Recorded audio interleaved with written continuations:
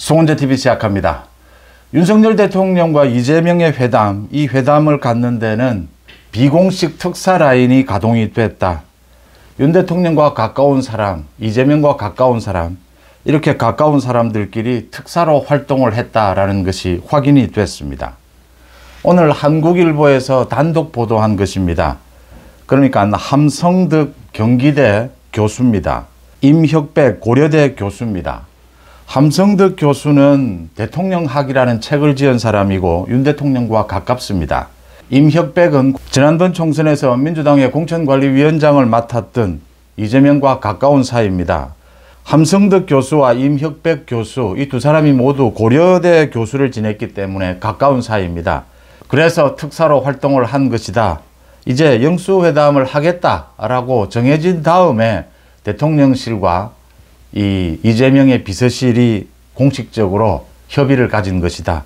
그 전부터 이런 특사들의 활동이 있었고, 이 특사들이 어제 두 사람 다 모두 공동으로 한국일보와 인터뷰를 했습니다. 이 인터뷰에서 윤 대통령이 어떤 말을 했느냐, 이재명이 어떤 말을 했느냐, 이 회담을 앞두고 또 회담 뒤에 모두 공개가 됐습니다. 이 말을 모두 믿을 수는 없습니다. 함성득과 임혁백이, 그러니까 이 영수회담, 이런 정국이 계속 진행이 되어야 한다. 이 사람들은 특사로 활동을 했기 때문에 대통령과 이재명이 손잡는 이런 걸 강조하는 사람들이죠. 그래서 말을 좀 과장했을 수도 있습니다. 또 윤 대통령이 국면 전환을 위해서 총선 뒤에 이재명과 만나겠다라고 결심을 하고, 이재명과 만나기 위해서, 그런 분위기를 만들기 위해서 윤 대통령이 좀 과장해서 이런 이야기를 했을 수는 있습니다. 그런데 이야기 내용이 굉장히 충격적입니다. 윤 대통령의 이야기 내용이 이재명이 앞으로 대선에도 국정 동반자로 가는 것이 이재명 대선에도 도움이 되지 않겠느냐. 지금의 지지층, 보수 우파, 이 지지층을 배신하는 경우가 있더라도 윤석열 정부가 성공할 길이 있다면 그 길을 가야겠다. 뭐 이런 이야기들은 굉장히 충격적인 내용들입니다. 지금 전국이 상당히 안개 속입니다. 그러니까 윤 대통령이 정말 총선 뒤에 이 앞으로 남은 3년 국정을 어느 방향으로 이끌어 가려고 하느냐, 국민들과의 소통을 강화하는 정도에 그치느냐, 아니면 국정 기조를 완전히 바꾸느냐. 지금 보수 우파에서는, 윤석열 정부 지지층에서는 국정 기조는 그대로 가져가야 한다. 법치와 상식입니다. 정치 개혁입니다. 그런데 이 소통을 강화하는 것, 뭐 이건 필요하다면 국민들과 소통도 강화해야 하고 이재명도 만날 수는 있다. 그런데 만약에 윤석열 대통령이 아예 국정 기조까지를 완전히 바꿔서 이재명과 손잡는, 이재명과 정말 협치를 하는 이런 생각을 하고 있다면 이게 뭐 굉장히 밀당입니다. 밀고 당기기죠. 정치 현상이라고 하는 것이. 문제는 어느 쪽으로 윤 대통령의 생각이 기울어 있느냐라는 것입니다. 51%. 무게중심이 어느 쪽으로 가 있느냐. 지금까지 총선 전, 총선 뒤에 윤 대통령의 여러 가지 언행을 보면 이재명과의 협치 쪽에, 국정 기조도 완전히 바꾸는 쪽에 무게중심이 좀 가 있다라는 느낌을 가질 수가 있습니다. 그게 이제 함성득과 임혁백이 이야기하는 이 인터뷰 내용에서도 확인이 되는 부분입니다. 지금 굉장히 안개 속에 있는 것이 윤 대통령이 한동훈을 왜 만나지 않고 있을까? 그 다음 윤 대통령이 왜 이원석 검찰총장과 지금 제대로 소통이 되는 것이냐. 이원석 검찰총장이 자신의 임기 내에 김건희 여사에 대해서 또 이재명에 대해서 수사를 마무리하겠다라고 한 것이, 이게 지금 대통령실과 각을 세우는 것이냐.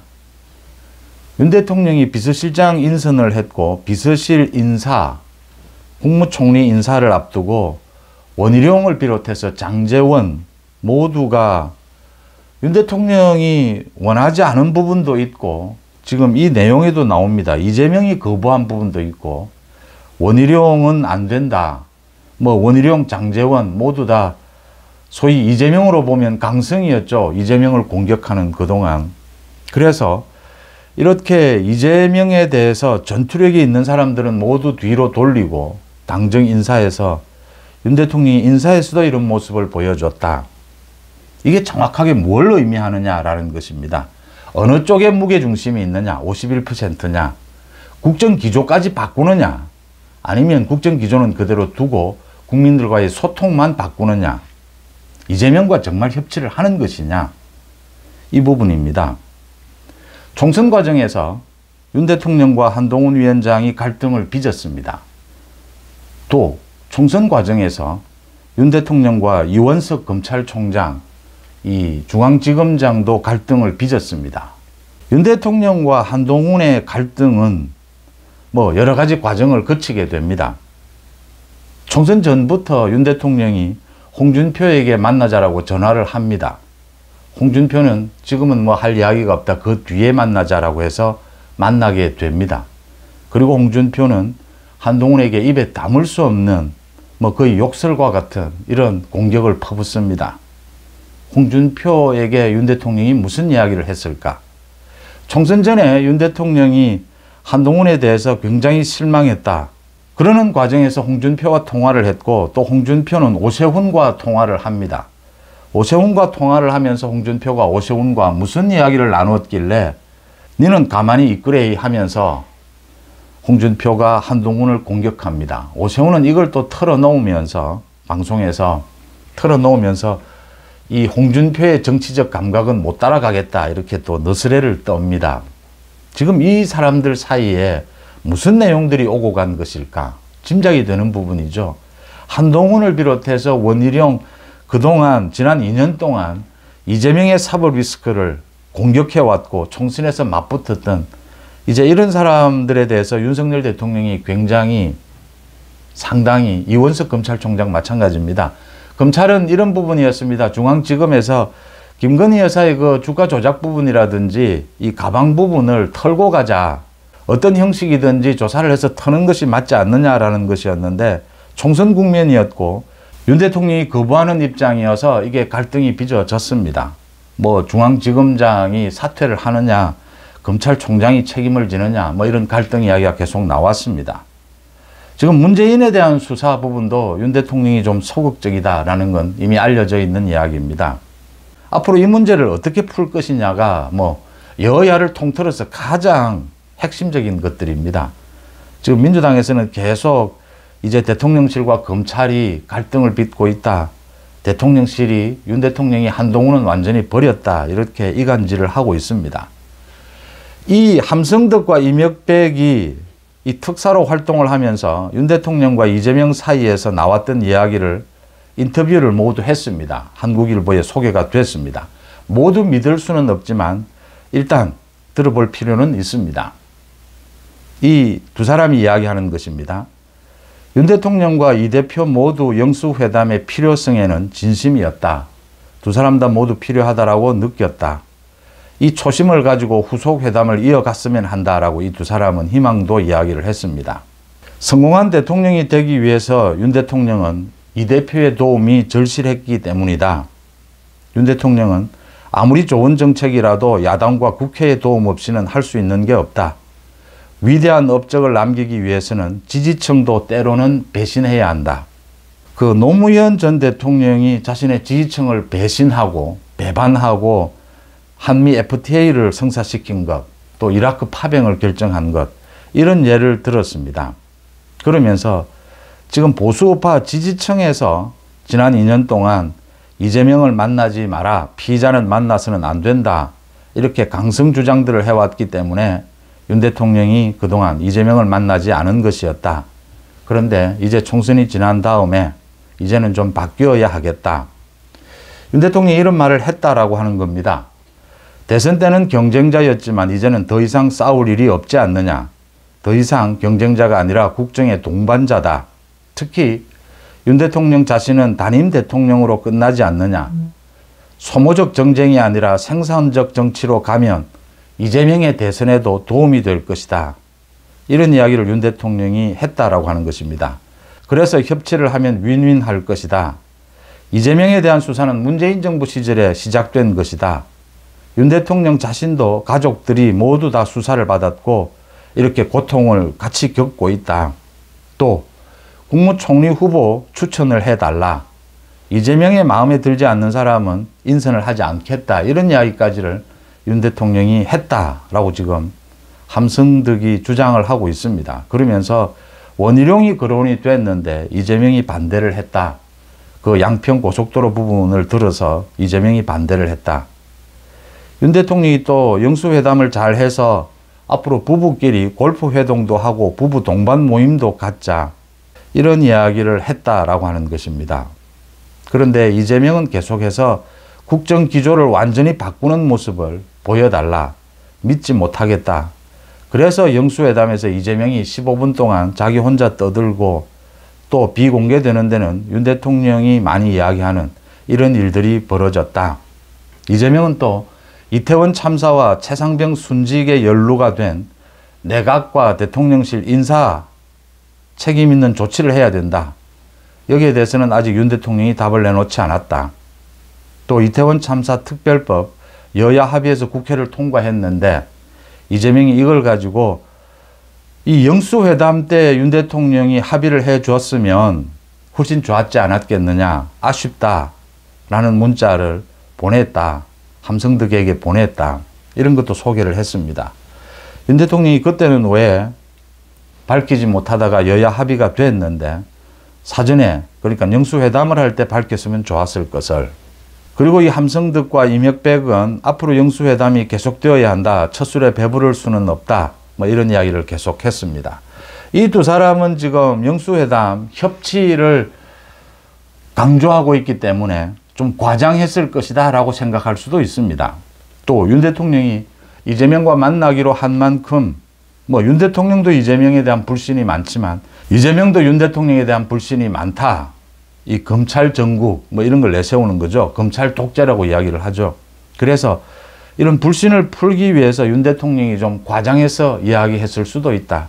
그런 것들을 감안한다 하더라도 그러니까 총선 때 이 김건희 여사에 대해서 마리 앙뚜아네트라는 이야기를 하면서 김경률이 그런 이야기를 하면서 갈등이 시작이 됐고 공천을 통해서 윤 대통령이 크게 배신을 생각하게 됐고 또 한동훈 입장에서는 윤 대통령의 그 이종섭 문제, 황상무 문제라든지 또 물가라든지 또 윤 대통령의 그 의료개혁에 대한 대국민 담화 이런 부분에서 한동훈으로서는 굉장히 섭섭했던 상황이었습니다. 그래서 그 당시에 그 대국민 담화가 있고 난 그날 부산에서 윤석열 정부의 책임은 자신에게는 없다. 이런 또 폭탄 발언을 했다가 그 다음날 바꾸기도 했습니다. 이런 혼선을 빚으면서 윤 대통령이 굉장히 이 한동훈에게 섭섭한 마음을 가졌고 홍준표와 통화를 했고 홍준표를 만나고 한동훈과 만나자라고 하는데 한동훈은 지금 만나지 않고 이런 일들이 벌어지고 있습니다. 이원석 검찰총장도 검찰은 검찰의 길을 가겠다. 이런 상황이 되고 있습니다. 지지층을 배신하는 경우가 있더라도 윤석열 정부 성공을 위해서 협치를 해야 하지 않겠느냐. 이재명을 만나야 하지 않겠느냐. 윤 대통령이 이런 말을 했다라고 지금 함성득이 주장하고 있습니다. 법치와 상식, 정치개혁이라고 하는, 국정개혁이라고 하는 이 국정기조가 바뀌느냐 바뀌지 않느냐. 어느 쪽에 무게가 조금 더 실리느냐. 정치는 뭐 복잡하고 밀당이지 않습니까? 윤 대통령이 하고 싶다라고 해서 뭐 협치가 되는 것도 아니고 이재명이 지금 뭐 협치할 자세도 아니고 이 뭐 의지도 없습니다. 특검 공격을 계속하고 있습니다. 지금 윤 대통령과 한동훈의 관계, 윤 대통령과 이원석의 관계, 윤 대통령과 원희룡의 관계, 그러니까 보수 우파의 그동안 계속 지지해왔던 이 지지층이 윤 대통령을 어떻게 바라봐야 하느냐, 한동훈을 또 어떻게 바라봐야 하느냐, 전당대회도 앞두고 있습니다.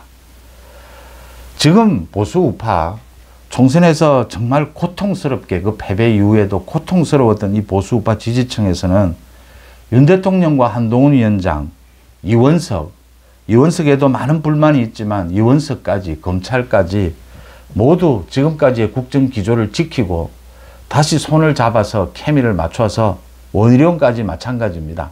장제원도 마찬가지고 이재명은 어차피 자신의 사법 리스크 때문에 특검 공격으로 탄핵 공격으로 가져가게 될 것이다. 여기에 정말 전투력 있게 맞서야 한다.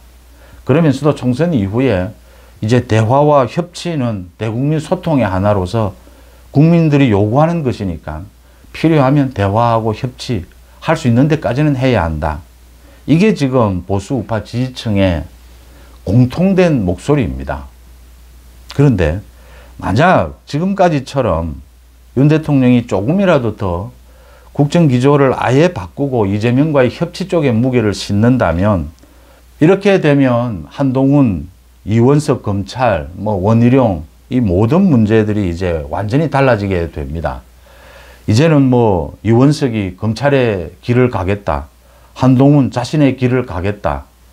윤 대통령이 지금 식사 초청을 했는데도 한동훈이 아직 응답을 하지 않고 있는 이유가 이제 나오고 있는 셈입니다. 이런 부분들에 대해서 윤 대통령이 어느 쪽에 무게중심이 실렸느냐 아직 확정적으로 판단할 수는 없습니다. 그런데 중요한 것은 윤 대통령이 이재명과 협치를 할 수 있을 것이다. 정말로 이렇게 믿지는 않습니다. 그래서 오는 9일입니다. 오전 10시 윤석열 대통령이 기자회견을 갖습니다. 어떤 질문이라도 받겠다라고 해서 이 모든 문제들이 모두 질문에 나올 것으로 보입니다. 윤 대통령의 생각을 읽을 수 있을 것이다 라고 보입니다.